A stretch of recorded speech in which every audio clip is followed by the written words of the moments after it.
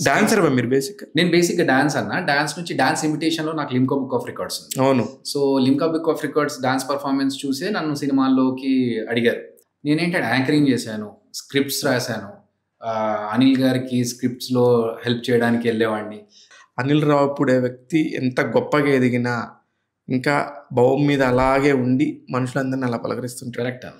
ఎందుకంటే ఇది సరే కొంతమంది చూసే వాళ్ళకి ఏంటంటే స్టేజ్ మీద కాబట్టి అన్నారేమో అనుకుంటారు, కానీ కాదు, బయట కూడా.